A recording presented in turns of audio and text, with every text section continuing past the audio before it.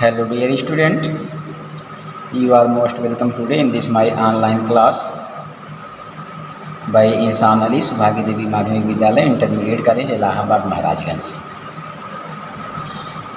Dear student, मेरे पिछले online class में कक्षा 10 English prose chapter first a letter to God by GL. Fuentes के विषय में आप लोगों को बताया गया था। And today we have to read pure poetry first chapter dust of snow composed by Robert Frost. To the point, dust of snow composed by Robert Frost. यानी डस्ट माने यहाँ एक प्रकार का कण समझिए, ऑफ स्नो माने बर्फ के, जिसको कंपोज करने का काम किए हैं रॉबर्ट रास्ट ने, जिसको लिखने का काम किए हैं रॉबर्ट रास्ट। तो आइए हम देरी न करते हुए अबाउट द पोएम पे पहले चलते हैं। The poem dust of snow bye Robert Rust is a simple and short poem. यानी यह कविता डस्ट ऑफ स्नो जो रॉबर्ट रास्ट के द्वारा रची गई है वह एक साधारण तथा छोटी कविता है। इट स्टिल, फिर भी, with a deeper and large meaning, फिर भी इसका बहुत ही गहरा तथा बड़ा अर्थ है, बड़ा मीनिंग, बड़ा मतलब है। द पोएट एक्सप्लेन्स, कवि बताते हैं, व्याख्या करते हैं, समझाते हैं, how an act as petty as experiencing snow on one's body can brighten one's day up. Robert Frost बताते हैं कि कैसे एक छोटी सी घटना, एक छोटा सा अनुभव बॉडी के पार्ट पर एक गहन छाप छोड़ता है। The message of the poem is put into words by Robert Frost. यानी रॉबर्ट रास्ट के द्वारा इस कविता में शब्दों के द्वारा मैसेज यानी संदेश दिया गया है। क्या? Always always a large significance, कि हमेशा हमेशा उसका महत्व जो है कि बहुत बड़ा होता है। डियर स्टूडेंट, इसका एक्सप्लेन समझिए, इसका सेंट्रल आइडिया आप लोग ध्यान से सुनिएगा, इसके केंद्रीय भाव क्या हैं इसे ध्यान से समझिएगा। पहले आप इंग्लिश में इसका सेंट्रल आइडिया सुनिए। Dust of snow is a beautiful short poem written by Robert Frost और composed by Robert Frost. This poem expresses the significance of small things in changing one's mood. The poet has mentioned crow and hemlock tree in this poem that are believed to be a symbol of bad omen. The poet describes the dark, depressive and bitter side of nature to present his similar mood, but when the crow shook the hemlock tree and snow particles fell on the poet, his mood uplifts suddenly. Through this poem, we get a message that we should hope for the best even in worst of situation. We must also remember that nature and its objects have the ability to make one happy and come out of hopelessness. यह तो English में central idea हुआ। इसका केंद्रीय भाव आप हिंदी में समझिए, हिंदी में ध्यान से सुनिएगा। Dust of snow Robert Rust के द्वारा रची गई एक सुंदर तथा छोटी कविता है। यह कविता किसी की मनोदशा को बदलने में छोटी चीज़ों के महत्व को दर्शाती है। कवि ने इस कविता में कौवे एवं हेमलॉक ट्री, जिसे हम धतूरे का वृक्ष कहते हैं, जो कि पॉइजनस होता है, जहरीला होता है, उसको हेमलॉक कहा जाता है। पोएट इस कविता में कौवे एवं हेमलॉक ट्री अर्थात धतूरे के वृक्ष का उल्लेख किया है, जो बुरे शगुन का प्रतीक माना जाता है। कौवा भी बुरे शगुन का प्रतीक माना जाता है क्योंकि उसकी बोली किसी को पसंद नहीं, और धतूरा जो कि पॉइजनस ट्री होता है उसको भी बुरे शगुन यानी अपशगुन का प्रतीक माना जाता है।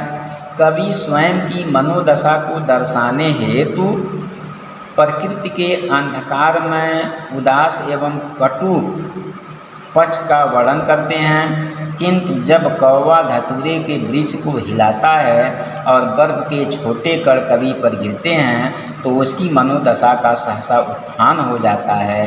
इस कविता के माध्यम से हमें यह संदेश प्राप्त होता है कि हमें अत्यंत बुरी परिस्थितियों में भी सर्वश्रेष्ठ की आशा रखनी चाहिए।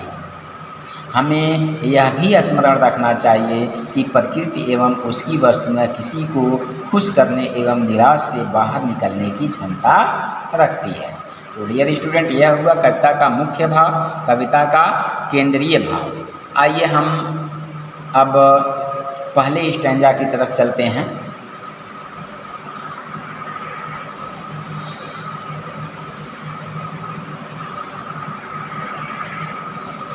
पुनः ध्यान दीजिए, द वे मीन्स मैनर, तौर तरीका, एकरो एक कौवा, सूख सेक का थर्ड फॉर्म है हिलाना, आदमी कवि के ऊपर, the dust of snow means होता है ए स्मॉल पार्टिकल्स ऑफ स्नो, बर्फ के छोटे छोटे गढ़, फ्राम माने से ए hemlock tree, hemlock tree means A poisonous tree with small white flowers, एक सफ़ेद फूलों वाला जहरीला वृक्ष जिसे हम धतूरा कहते हैं।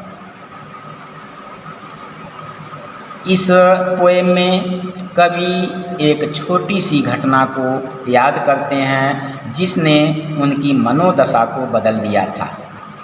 एक बार की बात है, कवि का मन बहुत उदास था और आशाहीन था। वह एक धतूरे के वृक्ष के नीचे खड़े थे, या यूँ कहें कि कवि उस धतूरे के वृक्ष के नीचे से होकर गुजर रहे थे। अचानक हुआ क्या, देखिए, the way of a crow shook down on me, अचानक हुआ का वृक्ष पर बैठे हुए एक कौवे ने, द वे ए क्रो उस रास्ते में एक कौवे ने, सूक डाउन ऑन मी वृक्ष को हिलाया, the dust of snow from a hemlock tree, और वृक्ष से बर्फ के अत्यंत छोटे छोटे टुकड़े कवि के सिर पर या कवि के ऊपर गिर गए। देखिए, the way a crow shook down on me, the dust of snow from a hemlock tree. कविता में कवि एक छोटी सी घटना को याद करते हैं जिसने उनकी मनोदशा को बदल दिया था। एक बार कवि का मन बहुत उदास तथा निराशा से भरा हुआ था। वह एक धतूरे के वृक्ष के नीचे खड़े थे या वहाँ से गुजर रहे थे। यह कविता जो है, कविता में ये स्पष्ट नहीं है कि कवि वहाँ से गुजर रहे थे या कवि वहाँ खड़े थे, दोनों हो सकता है। या तो कवि उस धतूरे के वृक्ष के नीचे खड़े थे अथवा कवि उस धतूरे के वृक्ष के नीचे से होकर गुजर रहे थे। अचानक हुआ क्या, the way of a crow shook down on me, the dust of snow from a hemlock tree. अचानक वृक्ष पर बैठे हुए एक कौवे ने उसे यानी वृक्ष को हिलाया और वृक्ष से बर्फ के अत्यंत छोटे छोटे टुकड़े कवि पर गिरे। क्लियर हुआ, the way a crow shook down on me, the dust of snow from a hemlock tree. अचानक वृक्ष पर बैठे एक कौवे ने वृक्ष को हिलाया और उस वृक्ष से बर्फ के अत्यंत छोटे छोटे टुकड़े कवि के ऊपर गिरे। यह हुआ फर्स्ट स्टैंजा। आइए हम सेकंड स्टैंजा की तरफ चलते हैं।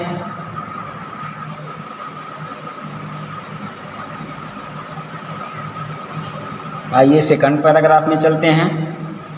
Has given my heart a change of mood and saved some part of a day I had root.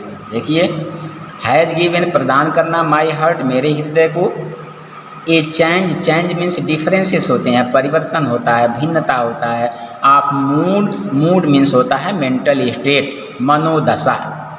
And saved बचा लेना, सम पार्ट, पार्ट मीन्स होता है पोर्शन, हिस्सा या भाग, ऑफ ए डे दिन का, I had rued, rued means होता है हेल्ड इन रिग्रेट यानी खेद, दुखी होना।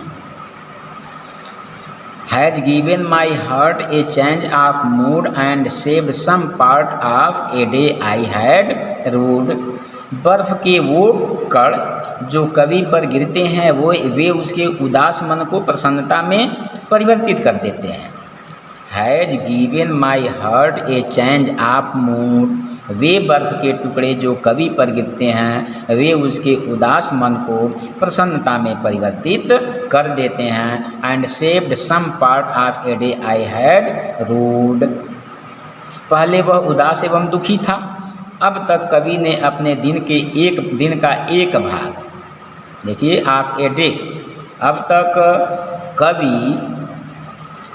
कवि ने अपने दिन का भाग उदासी में गुजार दिया था, किंतु अब and save some part of a day I had rued, किंतु अब वह तरोताज़ा महसूस करना शुरू करता है। यह घटना कवि के दिन का कुछ भाग बचा लेती है जो वह खेद में गुजार देता है। Has given my heart a change of mood, बर्फ के वे कण जो कवि के ऊपर गिरते हैं वे उसके उदास मन को प्रसन्नता में परिवर्तित कर देते हैं। पहले वह उदास एवं दुखी था, अब तक कवि ने अपने दिन का एक भाग उदासी में गुजार दिया था।